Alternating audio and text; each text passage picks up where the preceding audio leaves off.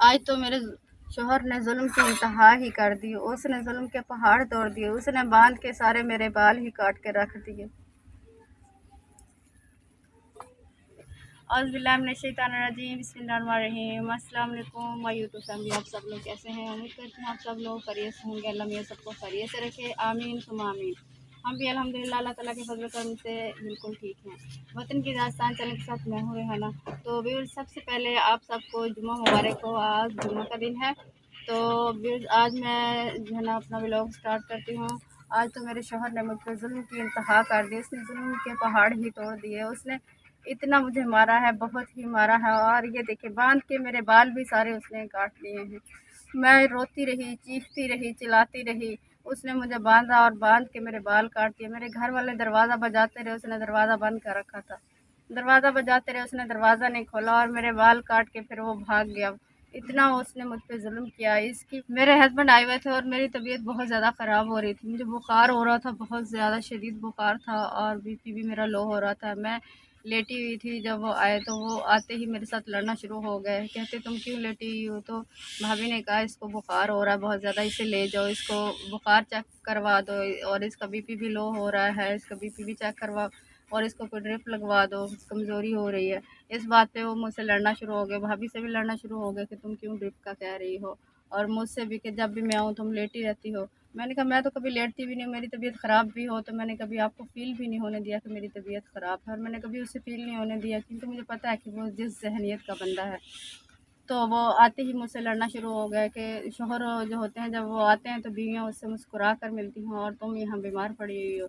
तो मैंने कहा, बीमारी मेरे अपने बस में तो नहीं है, वो तो अल्लाह मियाँ जो है ना वो उसकी तरफ से होती है। अगर मैं बीमार होगी तो आपका हक बनता है कि आप मुझे लेके जाएँ, मैं मुझे मेडिसिन लेके दें। आज तक उसने मुझे कभी मेडिसिन नहीं लेके दी, कभी लेके नहीं गए। बच्चा को बीमार हो जाए, पास मानो उसको बीमार हो जाए, कभी उनको दवाई नहीं लेके दी, ना उनको कभी कभी बाज़ार लेके गए, कभी उनको ना कोई चीज़ दिलवाई, ना कपड़े, ना वर्दी, ना यूनिफ़ॉर्म, ना कुछ भी नहीं, ना उनकी फ़ीस, ना उनका रिक्शे का किराया, किसी चीज़ का उसको कोई टेंशन नहीं है। हर चीज़ जो है ना वो मैंने पूरी करनी होती है बच्चों की। फिर भी वो आके मेरे ऊपर इस तरह चिल्लाते हैं।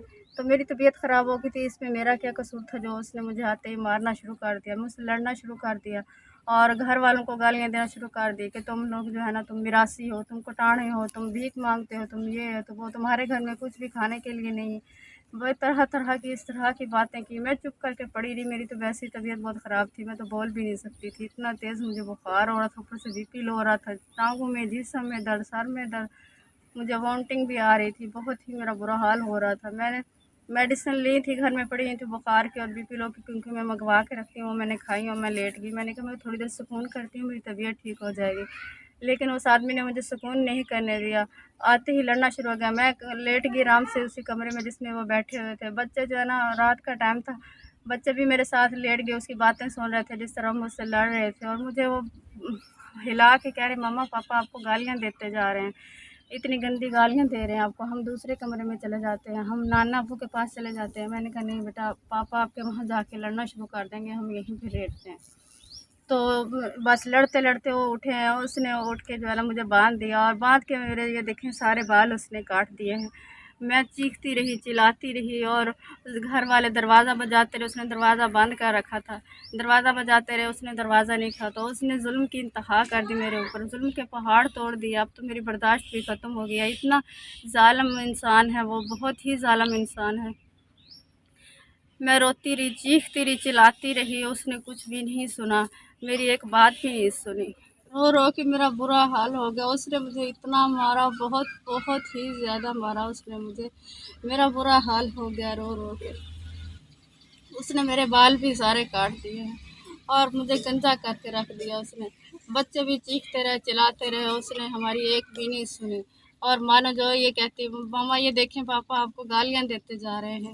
मैंने कहा, बस आप चुप करके बैठ जाओ, हम नहीं बोलते, वो खुद ही बोल बाल के चले जाएंगे। अगर इंसान की तबीयत ख़राब हो जाए, मेरी तबीयत, उसका हक बनता था मुझे लेके जाते, मुझे दवाई लेके देते, मेरा चेकअप करवाते, मैं ठीक हो जाती। अब इसका मतलब ये तो नहीं कि बीवी जो है ना बीमार हो और उसको छोड़ के चले जाएँ। मियाँ बीवी का जो रिश्ता होता है वो दुख दर्द में साथ निभाने का होता है, दुख परेशानी में साथ निभाने का होता है, बुढ़ापे में साथ निभाने का होता है। इन मुश्किल वक्त में अगर शोहर काम नहीं आएगा तो फिर कौन काम आएगा। उसने मेरे साथ ऐसा किया, मेरी बीमारी को उसने जो है ना इस तरह करके वो मुझे इस तरह जलील करके और इतना तंग और लड़ के और इस तरह का जुल्म करके मेरे ऊपर चले गया वो।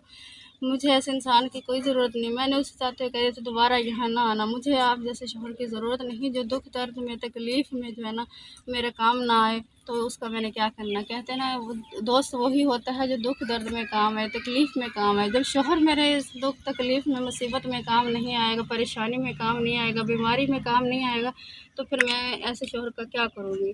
और उसने मेरे बाल काटे। अम्मी अब्बू बहुत ज़्यादा लड़ रहे थे कि तुम उस कमरे में क्यों बैठी, तुम हमारे पास आ जाती। मैंने कहा दरवाज़ा उसने बंद कर रखा था, मैं कैसे आती, कैसे वहाँ से उठती,